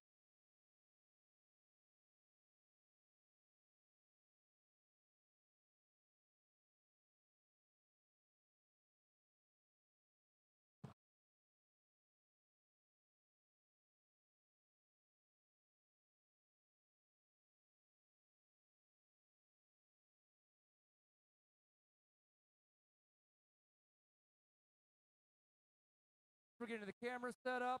We're getting all our dignitaries lined up here. Here in a moment, we will gonna get underway. We're gonna start out with the open canoes, so hopefully those athletes are standing by.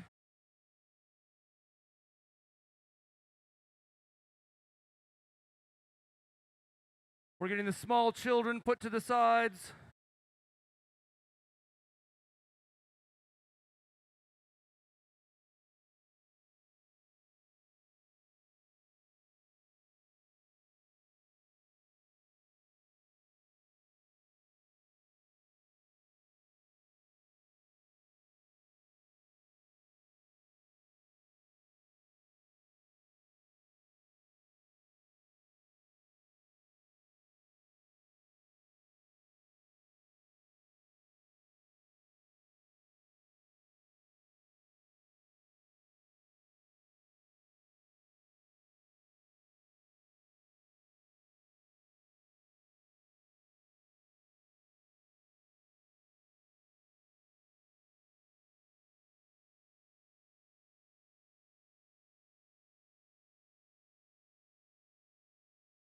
Again, we thank everyone for sticking around for this medal ceremony here. What a wonderful conclusion we had. As we get set up here, we're getting the cameras set up, we're getting the people set up. It'll be just a moment here. As you do leave this afternoon, we do want you to possibly, if you have the chance, look around, pick up some trash. Let's make this place wonderfully clean with such a great competition here this week. World Cup number 2. Hopefully most of you joined us for World Cup number 1 upstream. We're just getting everything set up and situated. There we go, getting a little more volume here. Thank you very much for that.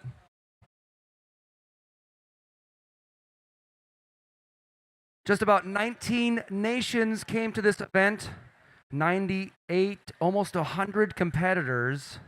And if you are a parent, well, first, yes, let's cheer that. But if you are a parent of one of these competitors, let's get a round of applause from you guys. How many parents came? Parents of competitors. We could not have this without the primary sponsor. That is the number one sponsor of these guys, are their parents. How many friends and family? Friends and family. Woo. All right, are we good? I'm looking at Richard here. We're still not good. We're doing some camera adjustments. No problem. We'll get this underway.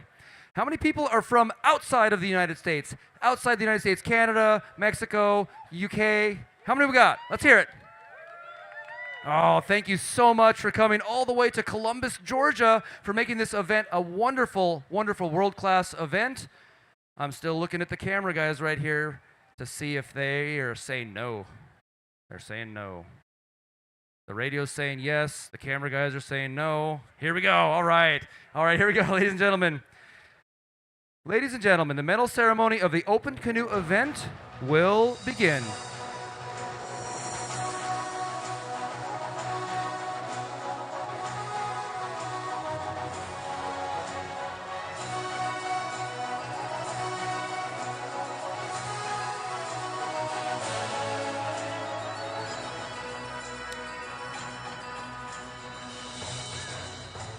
The medals and trophies will be presented by Robert Watkins of Georgia Power and Andy Jones, team leader of the United States.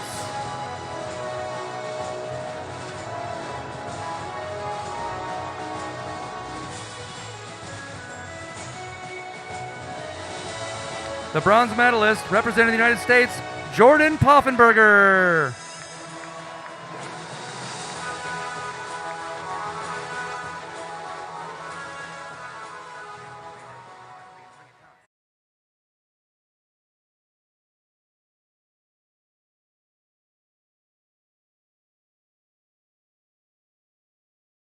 The silver medalists representing the United States, Seth Chappelle.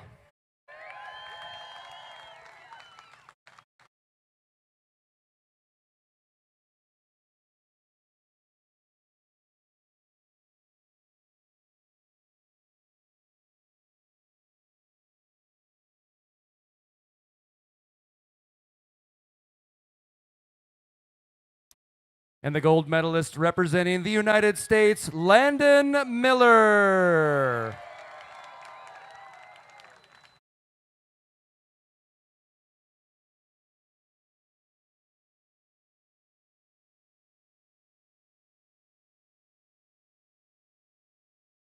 Ladies and gentlemen, please rise for the national anthem of the United States.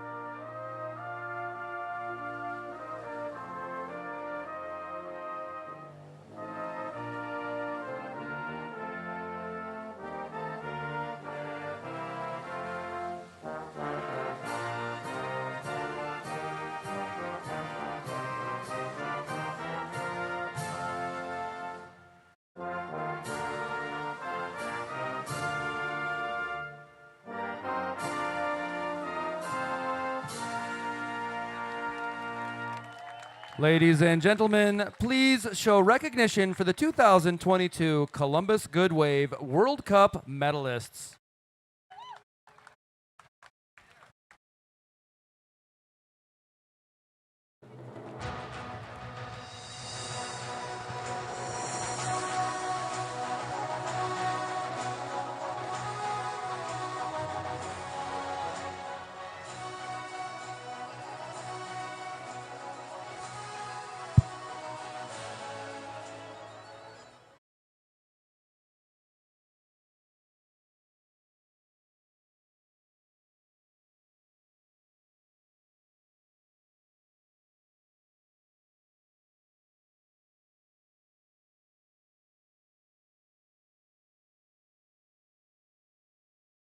Ladies and gentlemen, the medal ceremony of women's canoe will begin shortly.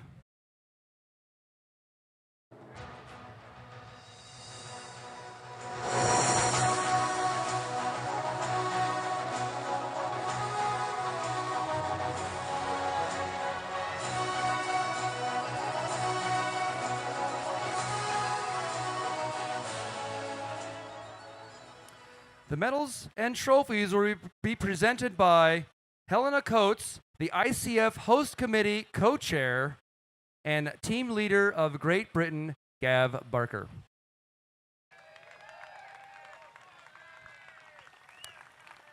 The bronze medalist representing Great Britain, Jack Fantastic.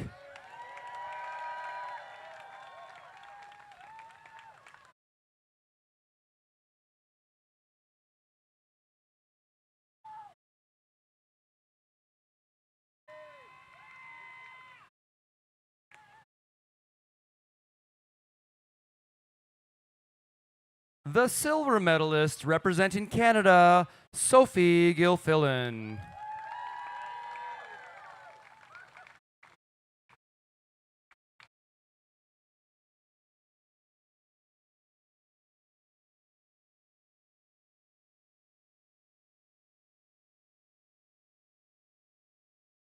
And the gold medalist representing Great Britain, Audie Robinson-Shaw.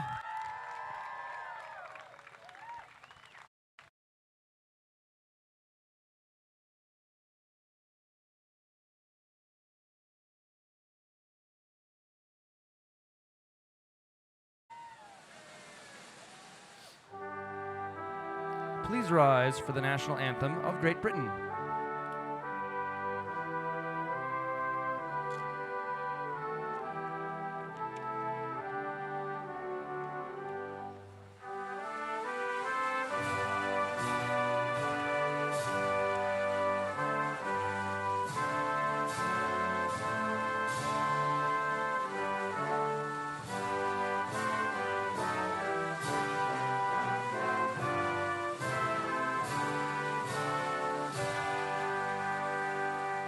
Ladies and gentlemen, please show recognition for the 2022 Columbus Good Wave World Cup medalists.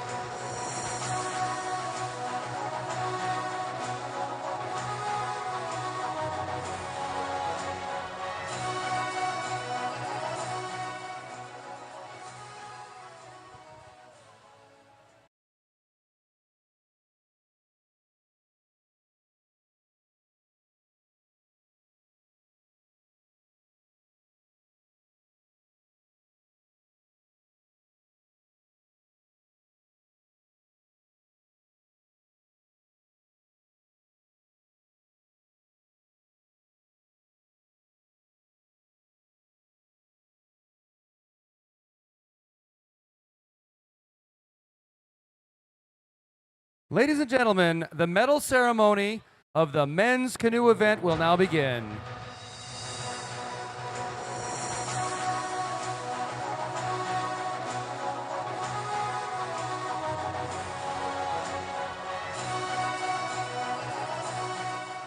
The medals and trophies will be presented by Skip Henderson, Mayor of Columbus, along with Andy Jones, team leader for the United States.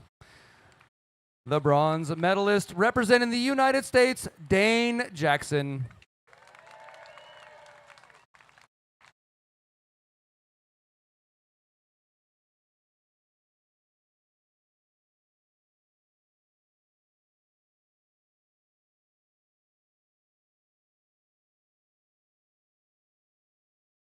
Silver medalist representing the United States, Jordan Poffenberger.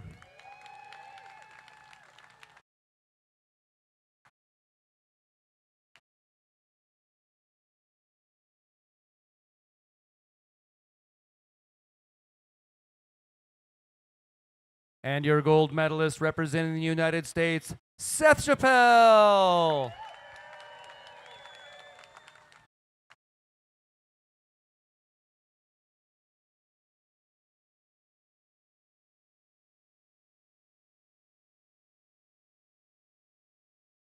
Ladies and gentlemen, please rise for the national anthem of the United States.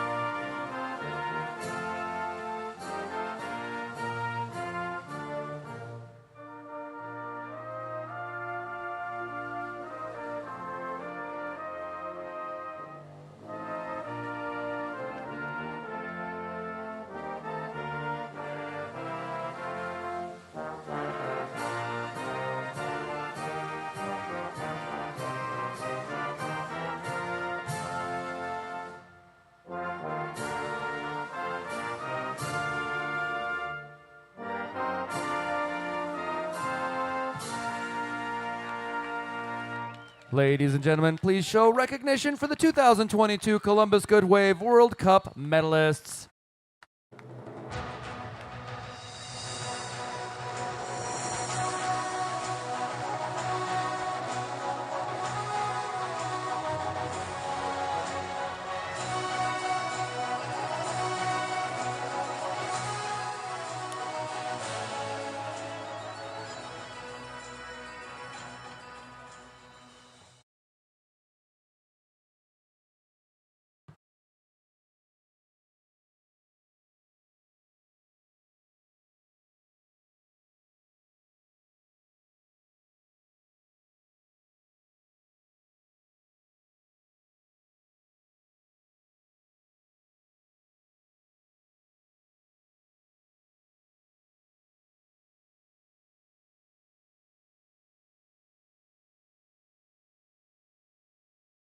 Ladies and gentlemen, the medal ceremony of the women's kayak junior event will now begin.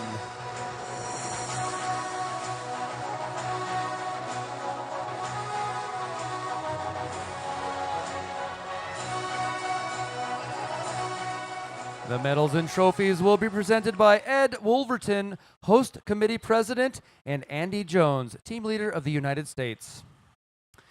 And the bronze medalist, representing Great Britain, Neve Mackin.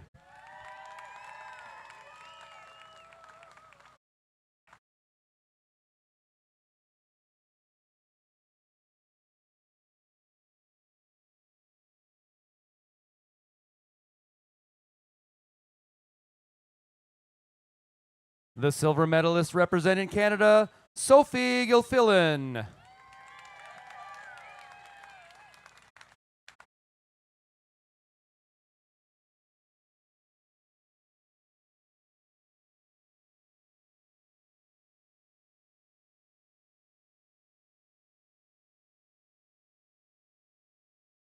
And the gold medalist representing the United States, McKinley Kate Hargrove.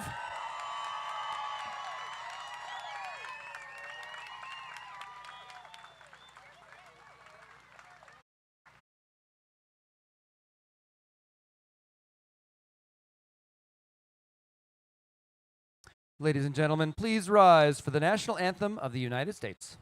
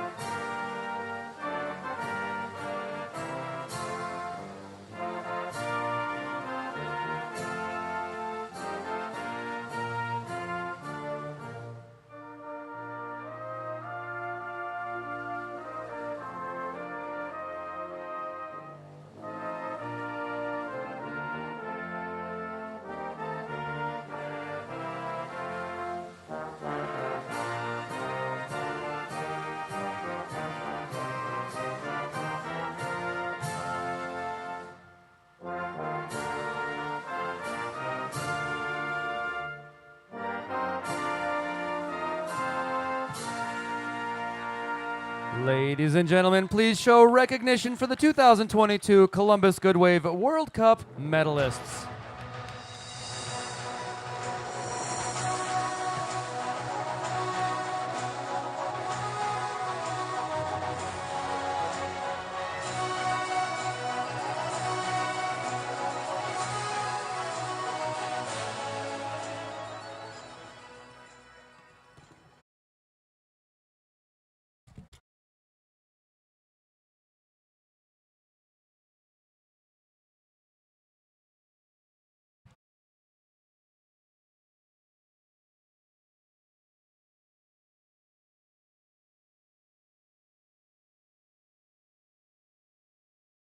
Ladies and gentlemen, the medal ceremony of the men's kayak junior event will begin.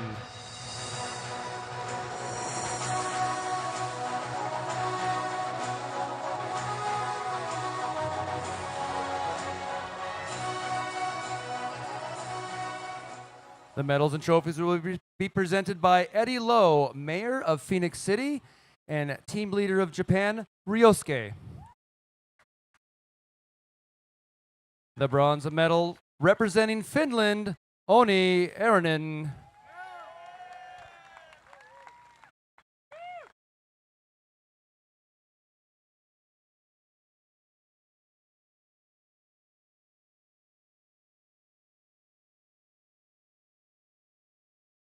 And the silver medalist representing New Zealand, Matteo Williams.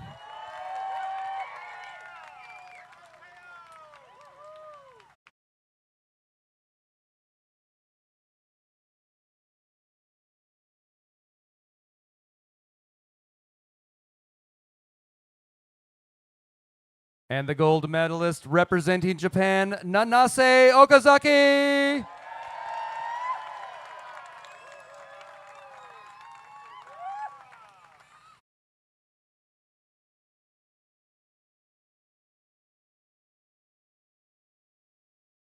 Ladies and gentlemen, please rise for the national anthem of Japan.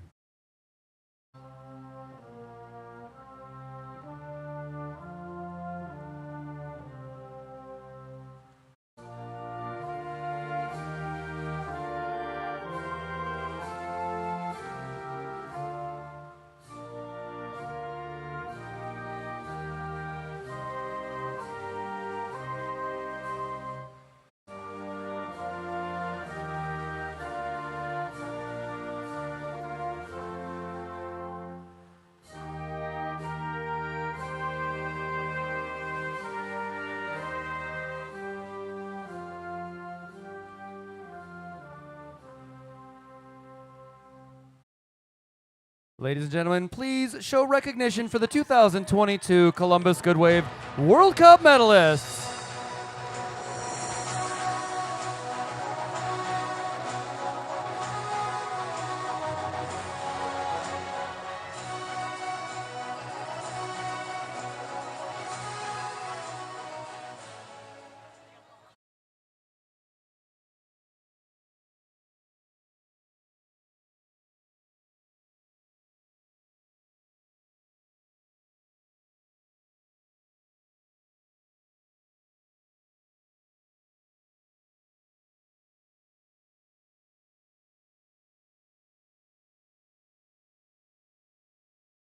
Ladies and gentlemen, the medal ceremony of the women's kayak event will now begin.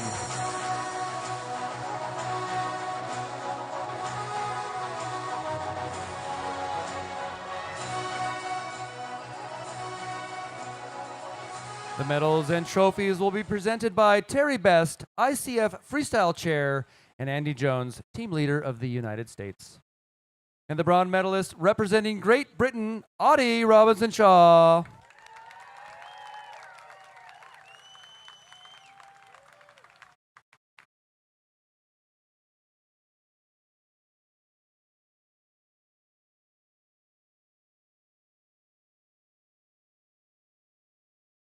The silver medalist representing the United States, Darby McAdams.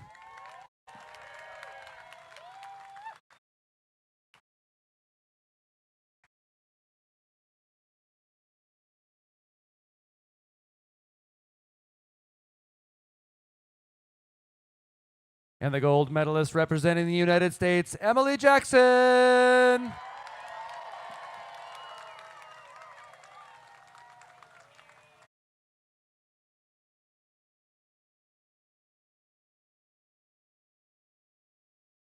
Ladies and gentlemen, please rise for the national anthem of the United States.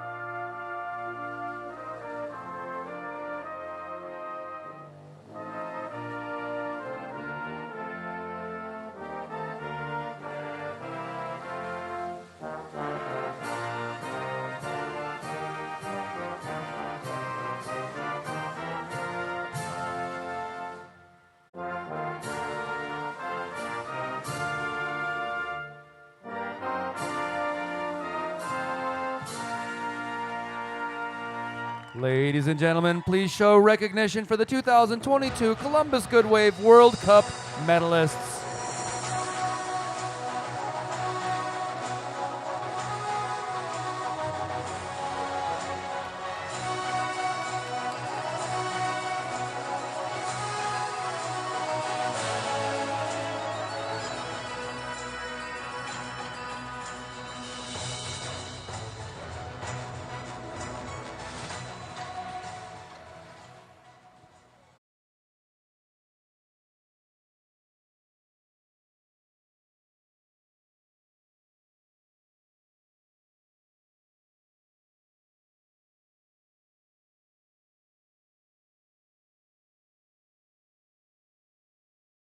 Ladies and gentlemen, the medal ceremony of the men's kayak event will now begin.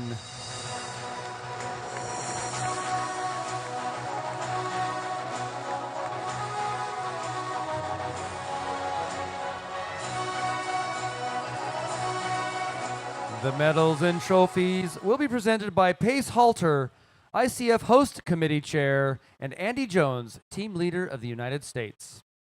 And the bronze medal representing the United States, Mason Hargrove.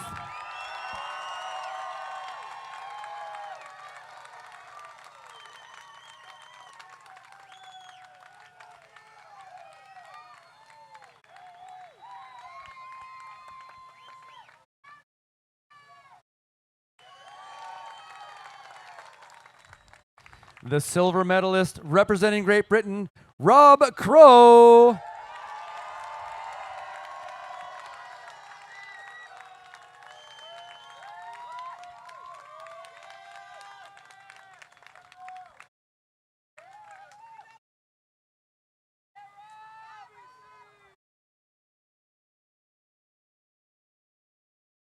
And the gold medalist representing the United States, Dane Jackson.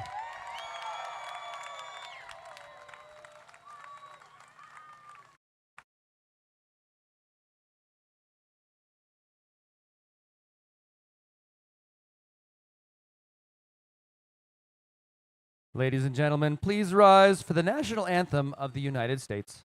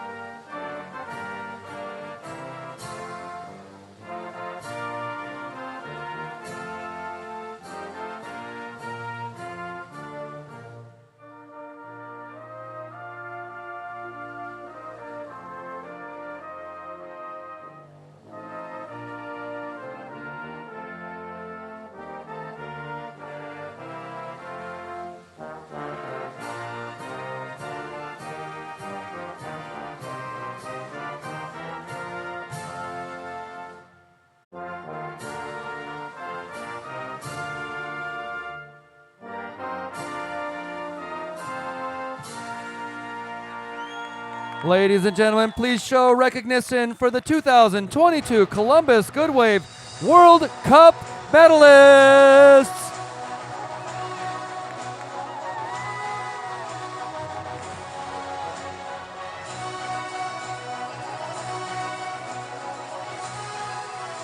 And tonight, the World Cup finalists, the overall points winners, will be awarded at the party this evening for the World Cup title.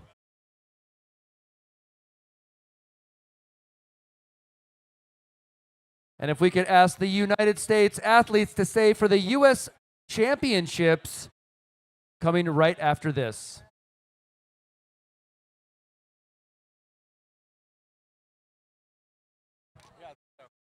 And ladies and gentlemen, if I might have your attention, I would like to have closing remarks from our host chair, Ed Wolverton.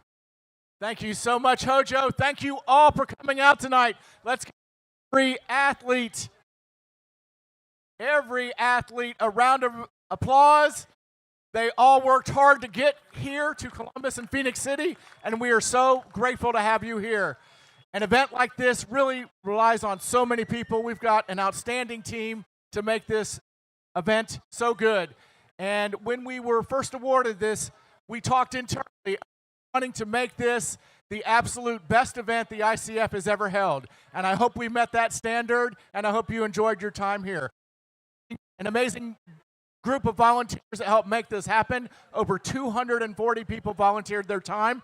Our corporate sponsors, especially W.C. Bradley Company Real Estate, have been tremendous partners in making this happen. Our local governments are a big piece of this, Georgia Power and the Army Corps of Engineers to give us all this water. So we are very, very pleased to put all this together. As you leave, be sure and take a look at the sign that identifies all of our sponsors that really help make this thing happen. Also, a big round for Richard Bishop, who was helping to organize everything. Our Uptown staff, give Richard a hand of applause, Richard. Thank you. Also, Tracy Green and Hannah Patchen with our Uptown staff did an amazing job working through all this. So thank you all for coming. October 4th of 2023, almost a year from now, we want to see you again here. If you're an athlete, put it on social media. Tell all your friends that this was a great place to come, a great place to visit, and we had the best hospitality. So thank you all again for coming, and have a good night, everybody. Thank you, Mr. Ed Wolverton. And again, stick around. U.S. athletes, make your way up here to the podium. We're going to have this nice and fast. Is Anna Bruno in attendance? Anna, are you here? All right, here we go. We're going to get this underway. Andy, team leader, and all the folks over there. We've got women's squirt. Anna Bruno taking the women's squirt championship.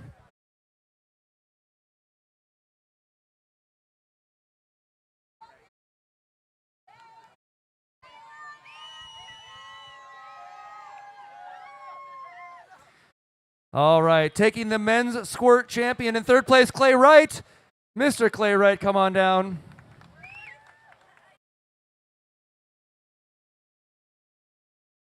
While we're waiting for Clay to mosey up here in second place, Mr. Stephen Wright for men's squirt. Stephen Wright, come on down. Third place. All right, taking first place is Taft Sibley, and he is not in attendance.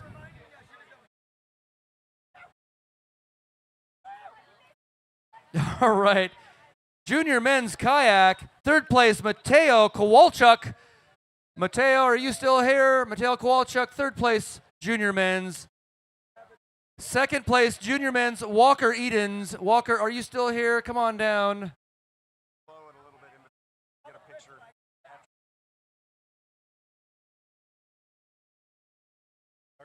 Walker Edens, good up there on second place spot. You were the second place junior U.S. champion. And Landon Miller taking first place. Landon Miller,